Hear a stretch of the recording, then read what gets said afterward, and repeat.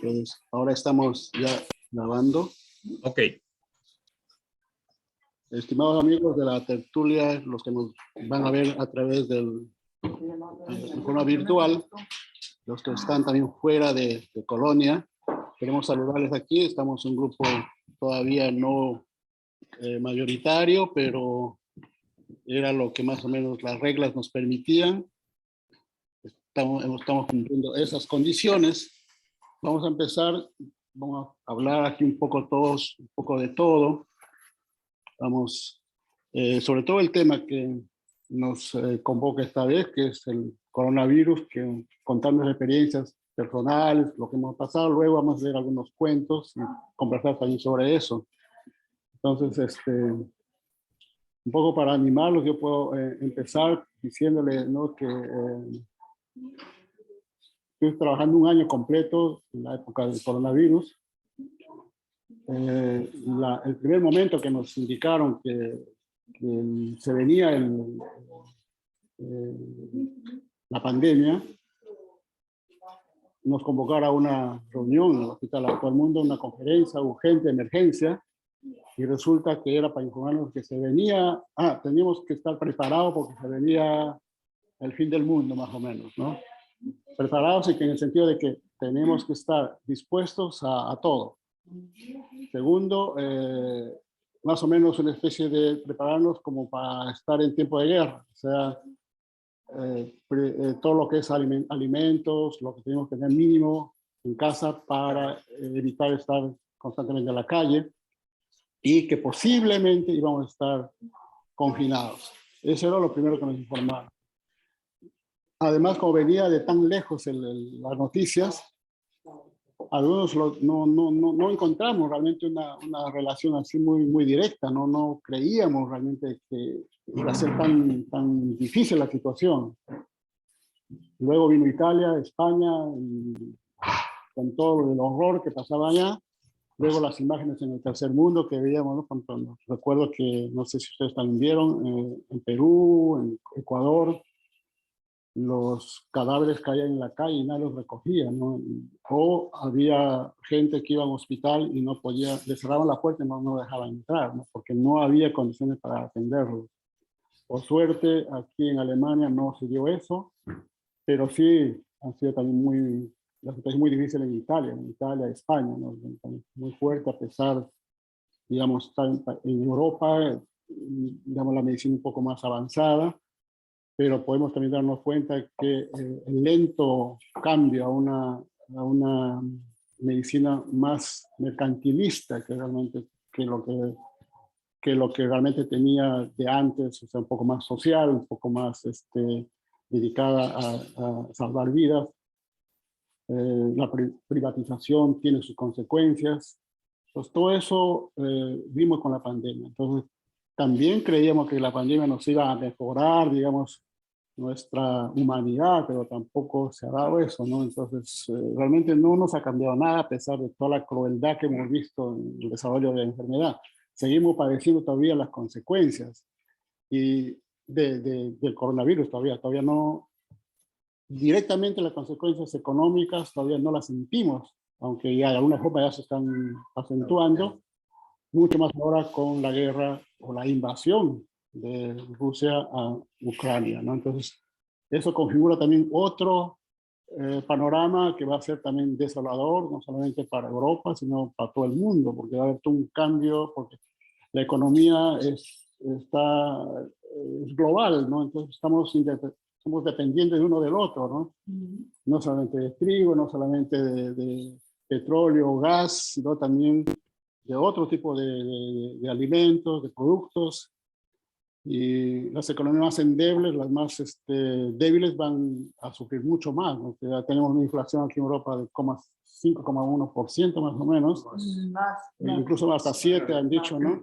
Para los alimentos, sí. Productos alimentarios es mucho más. Sí, entonces claro, incluso Aldi, por ejemplo, escuché una noticia que decía que 400 productos que tienen ellos ya su valor ha subido, ¿no? Entonces, solamente estamos hablando de Aldi, un productor, un vendedor de alimentos. El 8%, pero yo creo que es mucho más. Sí, yo también. Sí, es posible que sea más, no sea, por eso digo, no sea, todavía estamos en medidas todavía que se están implementando recién, ¿no? Ahora esperemos cuando, digamos, unas semanas más, un mes, no sé cuánto durará todo el problema tanto todavía del coronavirus, sí, o sea, la pandemia y también el problema de la guerra. Entonces, eso va a configurar, como digo, una situación muy complicada económicamente, ¿no? Entonces, por ejemplo, escuchaba en Austria que se están cerrando algunas, o sea, a nivel comercial las tiendas siguen cerrándose. Ahora con la guerra incluso se han cerrado, o sea, clausurado, se han eliminado puestos de trabajo, ¿no? Entonces, Es una cadena. sí, es una cadena, porque la gente no va a comprar porque no tiene tanto dinero, entonces están cerrando también esa posibilidad. No solo eso, no pueden producir. Si hay tantos casos de enfermedad, muchas empresas trabajan a escala baja. Sí. Yo pienso que es una cadena también de consecuencias de cosas, el precio de la benzina, los camiones, el transporte, en Madrid hay huelgas de camioneros. No solamente en Madrid. Porque con la subida de los carburantes ya no pueden vivir. Y Sánchez ha dicho, el primer ministro, ha dicho que el martes va a exponer un proyecto de ayuda para los transportistas, porque si los transportistas no funcionan, los supermercados se quedan los mercados. Sí. Es un desastre. El problema es el acaparamiento de los alimentos. Están acaparando. Pero está mal porque en la pandemia se llevaban todo. Hamster syndrome se llama. Síndrome. Sí, y ahora los productos están, por ejemplo, 2 por persona.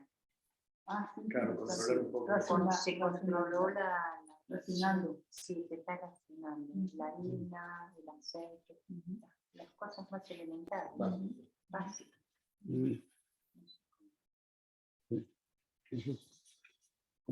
¿Tú qué te cuentas? ¿Cómo has pasado la pandemia? Con familia incluso. Bueno, mi tema son los niños, ¿no? Sí. Que siguen yendo con mascarilla a la escuela, aunque todos estén contagiados. Yo creo que son los últimos en los que se piensa, ¿no? Cuando se hacen las medidas. Realmente eso a mí me ha molestado mucho, ¿no? El tema de los niños, lo dejan en España o en todas partes, ¿no? Acá lo vemos igual, pero... Después, para los cambios de tema, tengo una buena oferta de Casa Machado de una psicóloga muy competente. Lo he visto. Eso le ayuda a las madres jóvenes para mejor manejar el problema que está evidente ahora, ¿no? Sí. Es muy duro para las madres. Sí, es fregado y bueno, mis hijos ya están más grandes, pero hay que pensar que son 3 años, que los bebés que han nacido, hay estudios que muestran que no saben lo que es sonreír o cosas que uno aprende de los adultos, de mirar en la calle, ¿no? El primer aprendizaje antes de hablar, no lo tienen. Entonces vamos a ver qué pasa con esos bebés luego, porque hay una etapa de su desarrollo que está ya deformada. Truncada. Es posible, ¿no? Son los que más sufren. Sí, Niños, y es lo que menos se hace por ellos. Fíjate que 3 años que no ven una sonrisa o gente en la calle, no ven las facciones.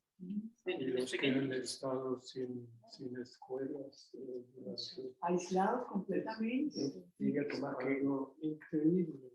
Y esos niños que estuvieron aislados, después que confrontaron el contacto con las guarderías o con los kindergarten, fueron muy fácilmente enfermos.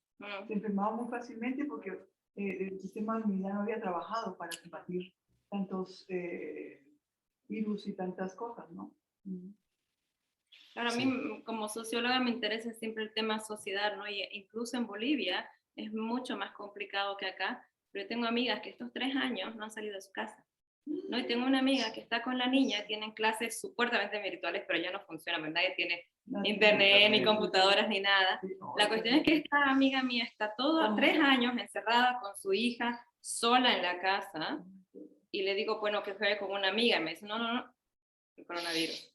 Y yo digo, esa niña va a crecer loca. No puede ser que esos 3 años esa niña no haya visto una amiga. Y de esos casos habrá millones, ¿no? Entonces vamos a enloquecer El todo. hecho de que si no aprendes, si tú no tienes esa información que es negativa, el chico no se entera de que es negativa. Yo no diría tanto que el chico se vuelve loco, sino que se va criando en un mundo diferente.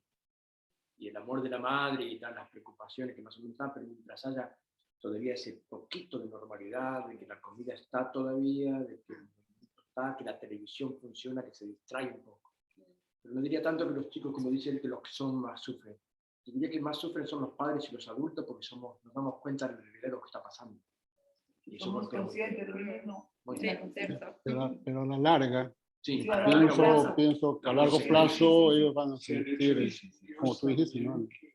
El crecimiento. Los escolares llevan un retraso de medio año Sí, sí, bueno, está. o más. posiblemente un Y poquito más. sobre todo los multinacionales que no dominan el idioma 100% y no leen, no escriben, porque no les pueden enseñar en casas, porque era una época en la que las madres se ocupaban de enseñar a los niños en casa, ¿no? Y una señora de los que vienen de Siria, que no saben alemán, ¿cómo van a ayudar a los niños? A mí me pasó algo concreto, y es que un niño vecino quería entrar a estudiar conmigo clases de español, ¿no?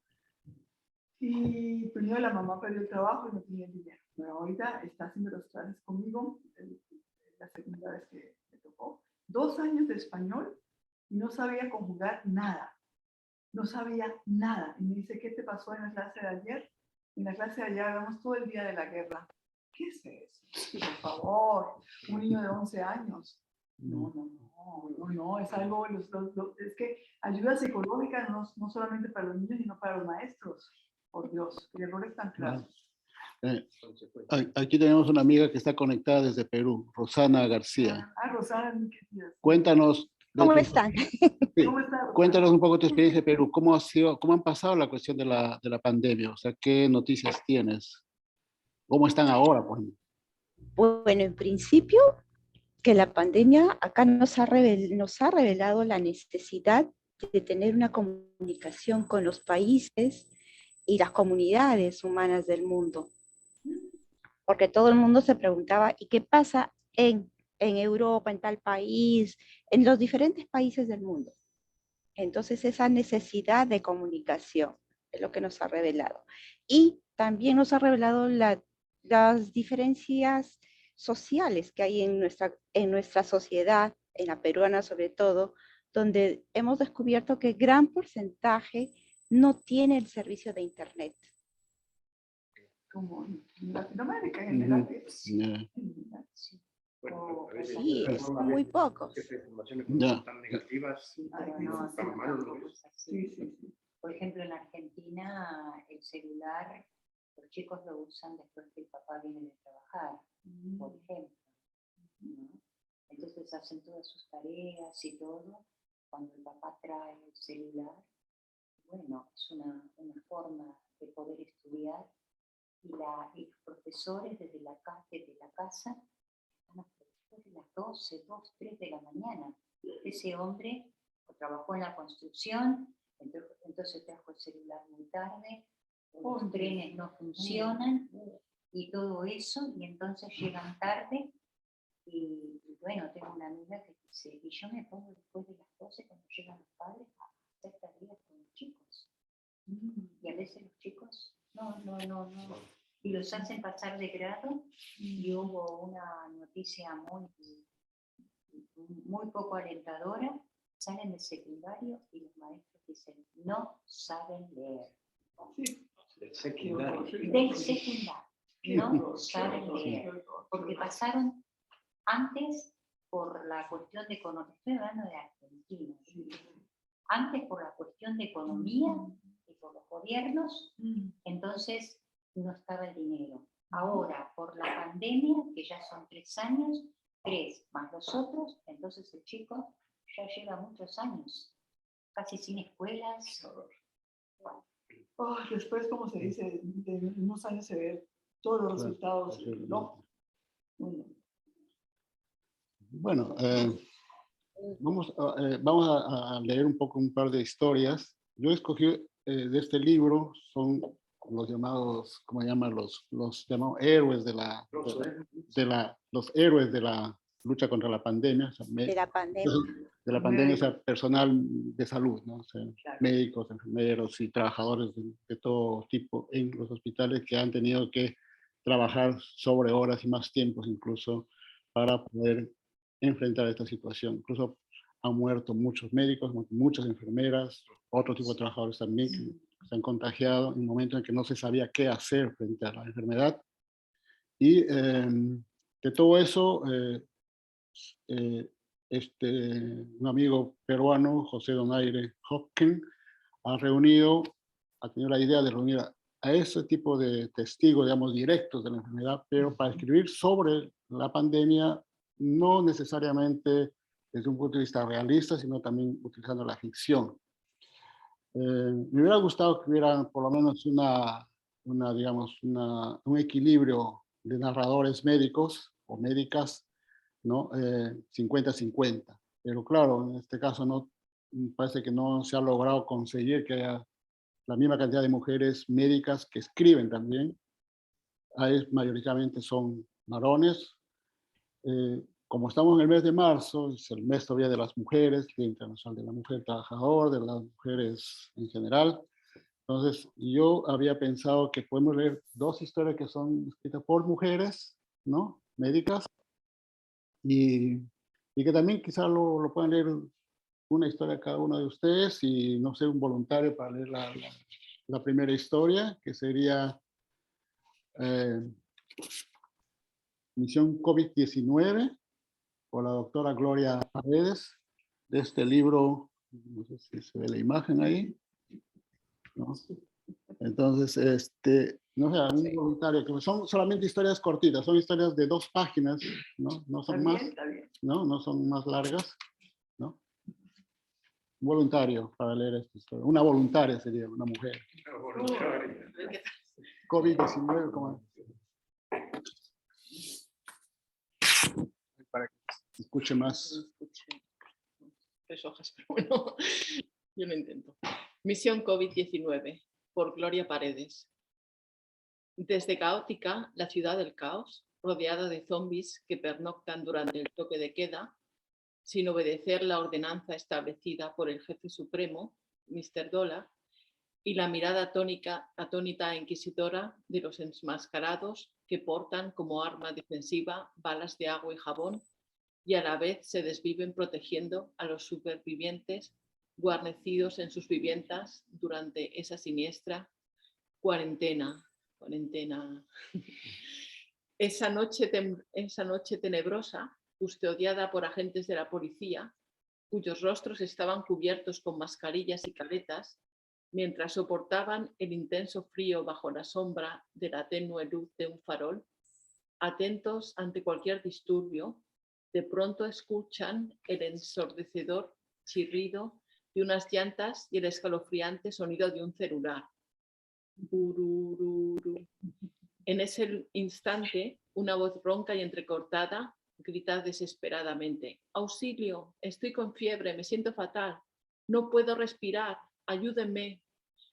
En ese momento, la intensa luz de las linternas de los agentes lo ilumina y la cara del enfermo resplandece, a pesar de las tinieblas de esa noche siniestra y tormentosa.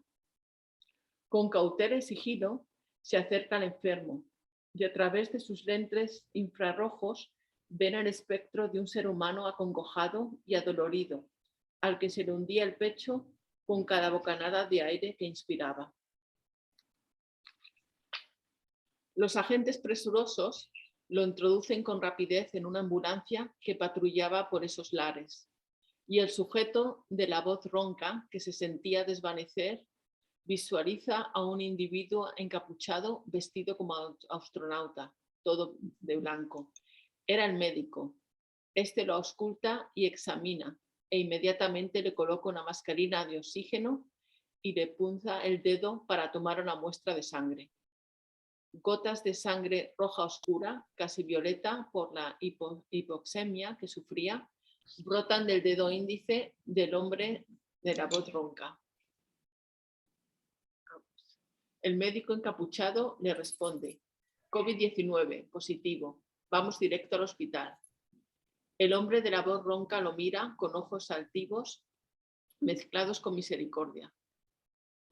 Yo he sido un insensato por querer seguir acumulando riqueza y no dejar sin trabajo a mis empleados.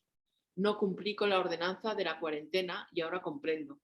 ¿De qué me sirve el dinero y toda la riqueza material que he acumulado si lo que necesito es aire para respirar? Ahora, a pesar de todo el dinero acumulado, ¿dónde voy a conseguir un pulmón artificial? El encapuchado de blanco observa en la computadora sus antecedentes: obeso, hipertenso, fumador, asmático, mayor de 60 años. Hombre, usted tiene todos los riesgos para que este coronavirus se comporte agresivamente. El hombre de voz ronca responde con dificultad: doctor, sálveme, pues de mí depende todo un país. De manera inmediata, los conocimientos de medicina afloran cual relámpagos en la mente del encapuchado de blanco y susurra. ¿Qué decisión tomó? Alternativa 1. No le puedo administrar el derivado del árbol de la quina porque es hipertenso y puede afectarle al corazón. Alternativa 2. Es un anciano con malos hábitos de vida. Mejor le doy la oportunidad de sanar a uno más joven, como han hecho en otros países. Alternativa 3. Me comunico con el escuadrón vacunón para administrarle los anticuerpos monoclonales, que es la tecnología más efectiva. El encapuchado vestido de blanco escoge la alternativa 3. Para ello se comunica rápidamente con los abastecedores del medicamento. El escuadrón vacunón se encontraba en vigía en su puesto de trabajo las 24 horas del día, atento ante cualquier demanda. Presuroso, envía una caja conservadora de la cadena de frío a base de hielo seco para que no se inactive el producto. Pero había una dificultad. El hombre de la voz ronca estaba en un hospital ubicado en la frontera entre el Perú y Colombia. Para ello, urge una comunicación con el general de la base aérea, quien autorizaría el transporte de los anticuerpos. Amanecía y las horas pasaban cual rayo. La caja herméticamente cerrada es embarcada en un vuelo hasta Piura y recibida después por el comandante de la zona, quien la envía en un tanque de guerra hasta Tumbes. Cruzando lodazales y tierras arenosas, llega al hospital fronterizo. El hombre de la voz ronca, postrado en una cama, intubado y conectado a una máquina respiradora, recibe las ampollas. Después de 48 horas se despierta y pregunta: ¿todo esto fue un sueño o ha sido un episodio real? De repente, una luz potentísima ingresa en la habitación, iluminando al hombre de la voz ronca, quien comienza a emanar destellos dorados a todos los enfermos del coronavirus. La luminosidad se expande por todas las salas de hospitalización y en un abrir y cerrar de ojos los pacientes comienzan a recuperarse. Se levantan de sus camas y empiezan a hablar y respirar sin dificultad. No lo podían creer. Se miraban estupefactos sin saber qué decir. Los médicos se asombran de lo que ven y entre todos tratan de encontrar una explicación al hecho. Los Inmaculados manifiestan: desde Júpiter han partido naves espaciales. Estas, más veloces que el ultrasonido, transportaron una delegación de extraterrestres que ha aplicado el haz de la cura a todo el planeta Tierra. Uno de los pacientes extiende los brazos en señal de hermandad y todos los convalecientes se abrazan unos con otros de felicidad, mientras descifran en los ventanales unas palabras encriptadas con el siguiente mensaje: la pandemia ha sido vencida porque el apoyo solidario, el trabajo en equipo, la obediencia, el respeto y la consideración a sus semejantes, sin importar la edad ni las comorbilidades en la toma de decisiones, actuando con un solo fin: restablecer la salud. Y todos abrazados al unísono exclamaron: misión cumplida, COVID-19 erradicado del planeta Tierra. Voilà.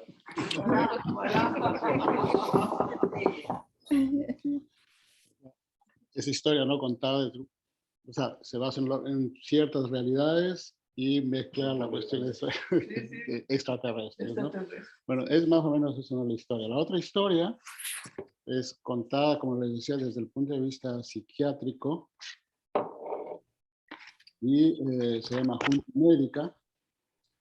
Empieza cuando les contaba al comienzo, ¿no?, se tienen las noticias del coronavirus y bueno, ella lo cuenta desde su punto de vista como psiquiatra. No sé quién se atreve a leerla, la historia. Son también 4 carillas como las otras. ¿No? Tengo que contarles que Junta Médica. en septiembre hice una individual de muestra artística y hice un performance con el bicho este que llama así, con cariño, Walter, y tenía un happy end, o sea, tenía un feliz momento y así tiene que ser, tenemos que tener esperanza. Bueno, Junta Médica, por Ana María Intili. En mi condición de médica, trabajo en el Hospital Mayor de la ciudad, tanto como adultos como con niños. Instituí la unidad de neuropediatría que dirigía. Ese día estaba de interconsulta. Era un viernes de intenso trabajo. Abocados como si recién advirtiéramos que venían 2 días de relativo descanso y los casos debían ser resueltos. Alta, operar, ajustar dosis, internar pacientes en espera. Nos avisaron por altoparlante: Junta Médica para jefes de servicio en el salón de farmacia. Yo tenía ese rango. El lugar de reunión nos anunciaba que ocurría algo grave. En unos minutos me dirigí al recinto. Tenso, pero sin rodeos, el director nos informó: ha llegado a emergencia el paciente 0. Se trata de una afección causada por un virus desconocido al que llaman COVID-19. Los síntomas prevalentes eran tos seca persistente, fiebre, dolor muscular intenso y desmesurada fatiga. Si cuenta con las debidas defensas, puede recuperarse. De otro modo, entran en insuficiencia sistemática y fallecen. No había vacuna, sustancia química ni tratamiento alguno para ellos. Los que sobrevivían pasaban a una especie de segunda fase, de habla obstinada y persistente. Cada jefatura debía tomar las medidas necesarias en su área. Las noticias decían que se había iniciado en una desconocida ciudad. Teníamos los países limítrofes infectados. De inmediato surgieron diversos criterios. Nos preocupaba distintas situaciones: dar de alta a pacientes con turno de operaciones, los recién ingresados o en estudio, informes por remitir, en fin. A pesar de ello, toda indicación debía cumplirse sin arriesgar tiempo para más. A manera de modelo, nuestro hospital, el de mayor experiencia, tomaría las medidas prioritarias. Atónitos, casi sin despedirnos, comenzamos a retirarnos. Era como si el virus hubiese sido vestido con el mejor traje y saliera a divagar a su antojo su insalvable condición. Parecía un concierto múltiple que coincidía en la temática pandemia. Tenemos conocimientos específicos, pero esto desbordaba toda competencia profesional. Debíamos enfrentar un virus desconocido de notable peligrosidad. Preparado en algún laboratorio de tecnología precisa, habían creado ese monstruo o este monstruo que pendía a poner un nuevo orden corporativo: aislamiento sin roce de cuerpos, lavado de manos durante 20 segundos, cada 20 minutos, uso de mascarilla obligatoria. El signo prevalente era el habla obstinada e irritante de órdago. que los tenía convulsivamente hablando. Se negaban a comer solo por hablar. La familia se afanaba en acercarle alimentos o una humeante infusión. El rechazo era rotundo. La manera inflexible, lastimera, patética, revelaba su discurso. Ancestrales recuerdos de allegados o de lejanos residentes eran evocados. Tenían la memoria exaltada a punto tal que podían rememorar fecha, hora, estado del tiempo, nombres, lugar preciso de los hechos, quienes capitaneaban esos momentos y cuantos más. El fin supremo era contar en detalles milimétricos y hasta menos relevantes sus historias. Consternados referían sucesos que con frecuencia terminaba con migración infausta, confinamiento, desaparición en múltiples formas. Eran como abuelos cuentacuentos elocuentes con extremados detalles en el relato. En mi vecindad hubo varios con la cantidad en crecimiento exponencial. Acostumbraban a escabullirse y se ignoraban cómo. Puertas y ventanas permanecían completamente selladas de tal modo que no permitieran ni la entrada de minúsculas partículas, pero el contaminado se evaporaba para filtrarse por las noches y amanecer instalado en algún lugar. Sucedió una madrugada. Nos despertó su parloteo desmesurado que llegaba a nosotros como si estuviera a solo dedos de distancia. Lo encontramos aposentado en el sillón. No dejaba de gimotear semblanzas que nadie entendía. Algo desagradable sin que lográramos convencer que no estábamos interesados en escucharlo. Por último, en medio de tanta pesadumbre, a mi hermano se le ocurrió ofrecerle la lectura de antiguos libros de colección o de preferencia, podía llevárselos consigo. Una pintura de un tal Picasso y otro Van Gogh. Sabemos únicos en el mundo, pero no. El réprobo no escuchaba razones, permanecíamos turbados, preocupados, y no solo por el alto riesgo de contagio. Sucedió que los relatos contaminados empezaron a almacenarse por los cubículos, correderas y diversos escondrijos del lugar. Ni la sala de costumbre se salvó. Era como si una especie de desolación infinita, venida de manera atávica, lo impelía a hablar, incansable con sus relatos. Necesitaba imponer su monólogo y ser escuchado en la búsqueda de paliar su otredad. Las autoridades estaban atiborradas con señales de alertas y llamadas. El único pedido era que se acercaran a retirar esta especie de inquilino precario. Pronto se convirtieron en un estorbo social de riesgo inminente. No se atrevían a acercarse, retirarlo de allí y colocarlo en algún lugar adecuado. No solo porque la casa permanecía sellada, sino por el desmesurado temor al contagio. Por su actitud e insistencia, presumíamos que así como entró esta vez, habría de hacerlo una próxima o tal vez se instalara simplemente. Las noticias anunciaban que iban de una casa a otra sin reparo hasta encontrar aquella que les complacía. No sabía de las razones, si más allí se asentaban. Me encontraba próxima a iniciar mi año sabático. Por lo mismo, mis familiares me combinaron a tomar el caso. Estaría en mejores condiciones para asistirlo. Debo ser sincera. Al comienzo, impulsada por aliviar el síntoma mayor, probé varias técnicas, desde la de Prottins hasta la controvertida de Copérnico, sin lograr objetivo alguno.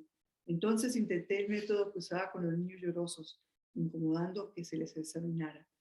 Todo propósito terminaba en fracaso. Debía disciplinarme. Decidí regresar cada tarde a la misma hora. Atinaba a aposentarme y permanecer en silencio a 2 cuerpos de distancia, siguiendo las recomendaciones vigentes. Así pude enterarme, por ejemplo, de su abuelo.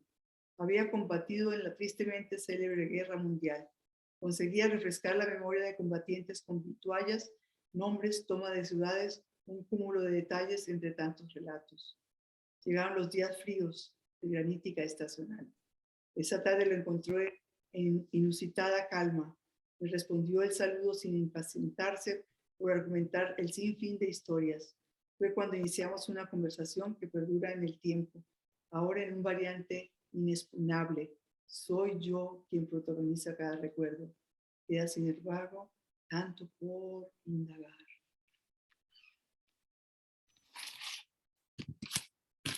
Me imagino que han identificado más o menos, ya hemos conversado un poco de la cuestión esta del aislamiento,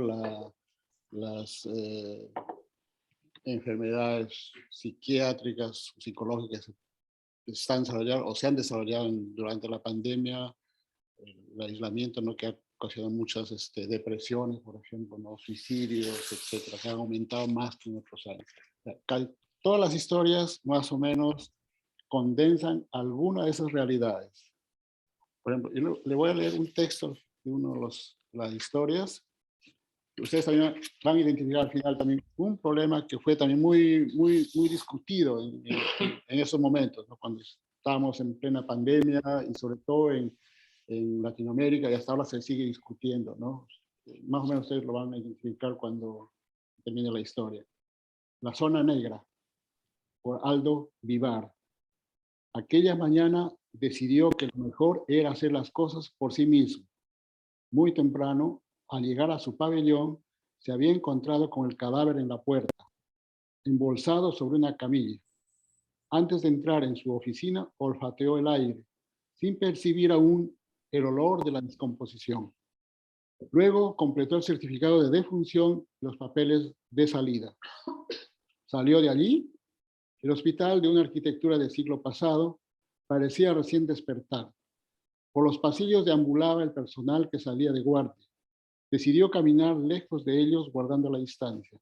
Minutos después, sintió un olor acre que se acentuaba al llegar al área de emergencia. Cuidado con la zona negra, doctor, le advirtió un vigilante. El médico solo respondió con una seña. Hablar a través de la mascarilla le hacía difícil, incluso respirar. Se acercó al patio de entrada donde distinguió varias personas tras las rejas que separaban al hospital de la calle. Algunos gritaban, otros alzaban sus papeles o bolsas. Del tumulto resaltaba una mujer por su silencio y quietud. El médico le pidió al vigilante que dijera un nombre por el altavoz. Al oírlo, la mujer levantó la mano. Ingresó apretando una bolsa que parecía contener ropa y papeles y quedó frente al médico, quien le pidió detenerse allí a unos metros.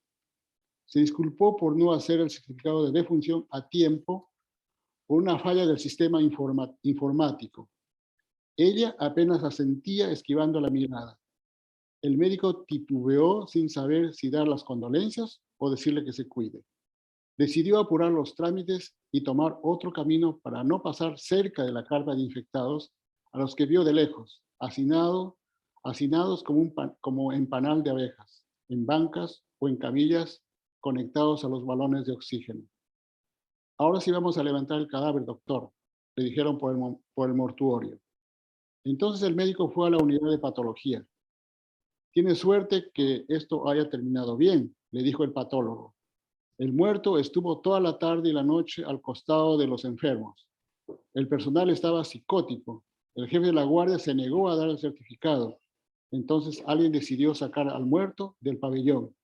Esto pudo ser un escándalo. Lo que no entiendo es por qué no levantaron el cadáver. Es que ahora todos los muertos son sospechosos de contagiar, pero un muerto no contagia a otro. Es el personal el que se queja y no quiero más problemas.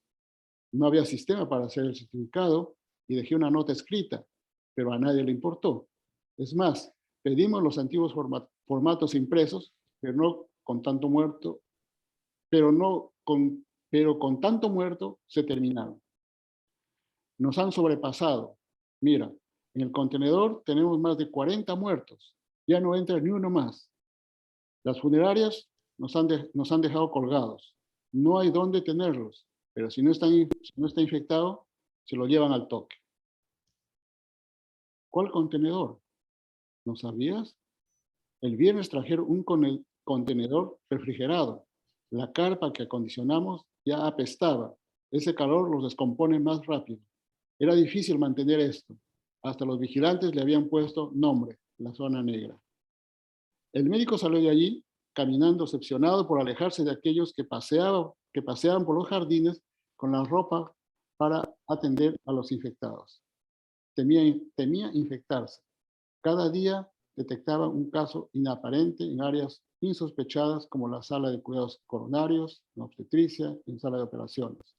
Una mujer dio primero negativo a la prueba, pero a los días dio positivo. El efecto era como de explosión. Primero pánico, luego todos los expuestos a cuarentena. Del lado de los cuidadores, por entonces no había muertos, solo bajas. Por curiosidad se acercó a la zona negra. De una carroza bajaron los cargadores con uniforme blanco. Le hicieron recordar al juego de ajedrez y el jaque mate.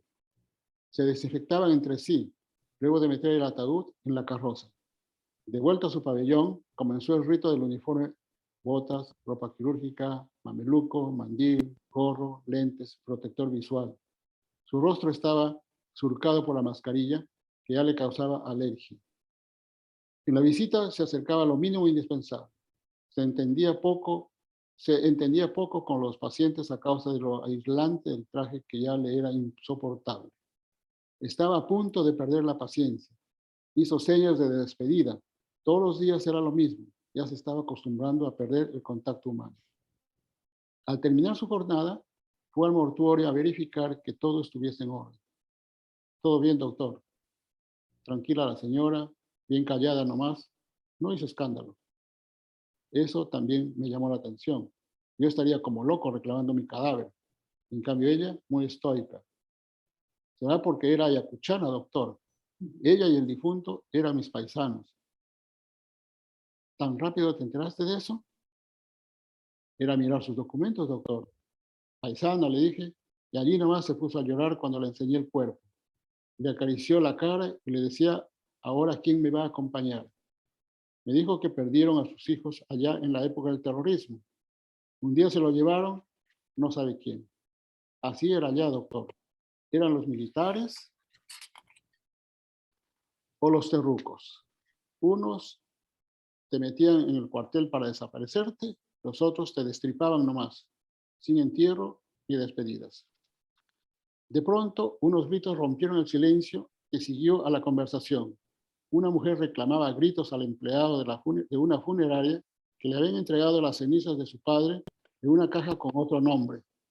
El empleado del mortuorio hizo una mueca. Ahora es así, doctor. Todo de cabeza. Ya no se sabe qué va a pasar. Que acepte nomás. Nadie va a mirar las cenizas para reconocer al difunto. El médico miró su reloj y se despidió con una seña. De regreso a su casa, el auto del médico era detenido cada cierto tramo para pasar el registro de circulación. Militares armados revisaban los documentos a través del parabrisas. Las calles estaban vacías. El negro del pavimento hacía contraste con la luz del sol, que resaltaba los colores de las fachadas, los balcones, los arbustos, las aves sobre las copas de los árboles, los postes con sus faroles. Cuadras más adelante volvieron a detenerlo. Mientras esperaba que se cumpliera el rito, el médico se fijó en unos postes de luz algo oxidados. Recordó que cuando estudiante, allí aparecían perros colgados con carteles. De pronto recordó la época de los apagones, de la carestía, de los coches bomba, del asesinato de policías y políticos, del toque de queda, cuando todo se veía negro. Por entonces, no estaba seguro si al día siguiente las cosas seguirían igual, si una bala perdida o una bomba terminaría con la vida propia o la de algún conocido. Volvió en sí cuando los militares le tocaron el parabrisas para que continúe su camino. No sabía si iba a dormir bien, ya que últimamente sufría de insomnio. Al menos estaría con los suyos. A pocas cuadras de casa, vio un perro que cruzaba con rapidez la calle. Pensó que acaso con estos días de eso se trataba la vida, tan solo de esquivar la muerte. El mejor cuento de todos, ¿verdad? Sí. Entonces, Mejor pues, cuento. no, todos esos asuntos que se mezclan, ¿no? O sea, la época del terrorismo en el Perú, que también era bastante cruel, y comparado un poco con la pandemia, ¿no? Que al comienzo desconcertó a todo el mundo y justamente el hecho de no sé cómo hacer con tanto muerto, que rebasaba toda la imaginación, ¿no? Entonces, más o menos indica esto. Y el mismo hecho, por ejemplo, ¿no? De que se confundían los certificados de defunción, no se hacían a tiempo, incluso me parece que los nombres de los cambiaban, se equivocaban, porque claro, todos estaban en apuro y nadie quería meterse mucho, y no, entonces además no había estadísticas, no había formas de contabilizar los muertos, ni nada. Incluso en países como Europa, que tenían, de alguna forma, una mejor manera de controlar esto. Imagínense en nuestros países que no funciona casi nada, ¿no? Sí, también todo eso, ¿no? Esos más o menos los cuentos que, como le digo, que están en este libro. Los que desean pueden comprar algunos. Claro, está bueno porque también relaciona el tiempo de la dictadura, ¿no? Sí. Claro, ¿no? Entonces, Sí. bueno, Y también, ¿no? Todas las cosas que habían también. Sí, claro, todas esas cosas.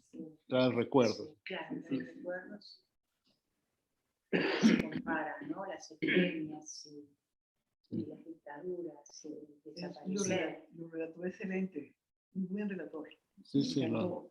Es crudo, pero esa es la realidad. La realidad es cruda. sí.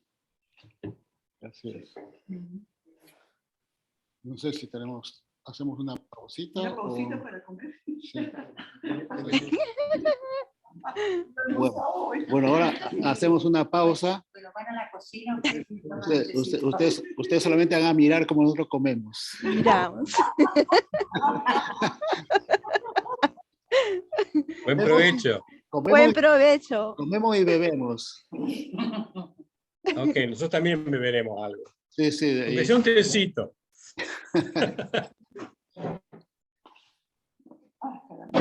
Claro. Tenía que empezar. Porque se me olvidó los vinos. Los euros, Sí, están ¿por cuánto? 10 euros cada libro. El que gusta. Yo lo tengo. La cuestión intermediaria. No, está bien.